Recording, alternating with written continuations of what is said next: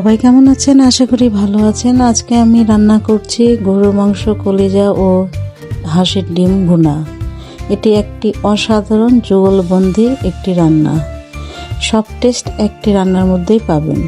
এটা একদম ভাজা ভাজা ও খুবই সুন্দর টেস্টের হবে।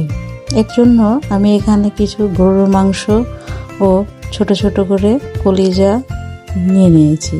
ধুয়ে পরিষ্কার করে নিয়ে 1 চামচ আদা বাটা, 1 চামচ রসুন বাটা, 1 চামচ জিরার গুঁড়া, 1 চামচ লবণ, 1 চামচ হলুদ, 1 চামচ মরিচের গুঁড়া ও হাফ চামচ গরম মশলার গুঁড়া দিয়ে মাখিয়ে রেখে দিয়েছি আধা ঘন্টার জন্য রেস্টে। এবার কিছু হাঁসের ডিম সিদ্ধ করে ছিলে রেখেছি ও গোটা গোটা কয়েকটি আলুও আমি এখানে সিদ্ধ করে চোষা ছিলে রেখে দিয়েছি। গোটা কিছু আমি রসুন ও কাঁচামরিচ কুচি ব্যবহার করব, সেই জন্য রসুনগুলোও ছিলে রেখে দিয়েছি এবং কিছু পেঁয়াজ কুচির প্রয়োজন, তাই পেঁয়াজ কুচি করে নিয়েছি। এবার মাংসগুলো 10 মিনিট রেস্ট হয়ে যাওয়ার পরে, আধা ঘন্টা বা 10 মিনিট রেস্ট হওয়ার পরে একটি কড়াইয়ের মধ্যে সামান্য একটু তেল দিয়ে তার মধ্যে 1 চিমটি লবণ, 1 চিমটি মরিচের গুঁড়া ও 1 চিমটি হলুদের গুঁড়া দিয়ে ডিমগুলোকে প্রথমে আমরা ভেজে নেব। ডিমগুলো যেহেতু সিদ্ধ করা আছে, ভেজে নিলেই কিন্তু রান্নার জন্য প্রস্তুত হয়ে যাবে। এই ডিম আর কোনো রান্নাতে বেশিক্ষণ রান্না করতে হবে না। ডিমগুলো উল্টাপাল্টা করে ভালো করে ভেজে একটি পাত্রের মধ্যে তুলে রাখতে হবে। ভালোভাবে ডিমগুলোকে ভেজে নিতে হবে। এবার একটি পাত্রে আমি ডিমগুলোকে তুলে নিলাম। এখানে আমি হাঁসের ডিম ব্যবহার করেছি, আপনারা চাইলে মুরগির ডিমও ব্যবহার করতে পারেন।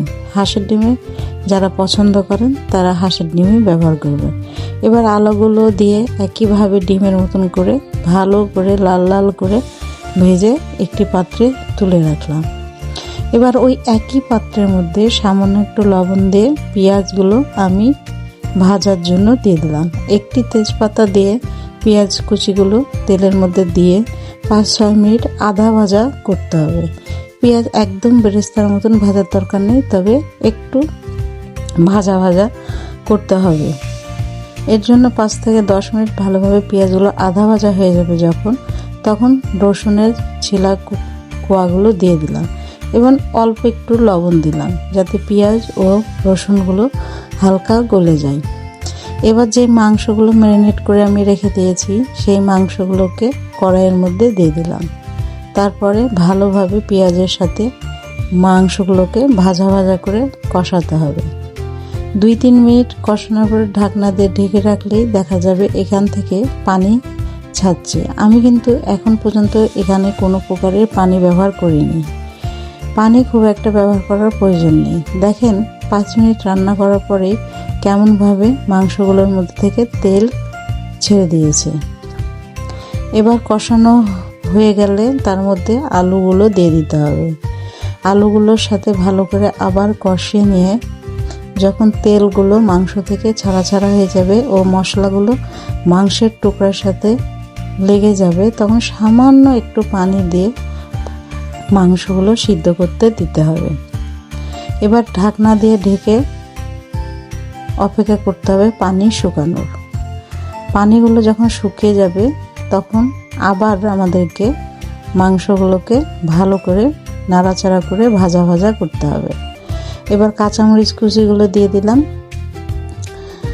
যখন মাংসর পানি শুকিয়ে যাবে কাঁচামরিচ কুচিগুলো একদম লাস্টে দিতে হবে, এতে কাঁচামরিচের গন্ধটা খুব সুন্দর আসবে।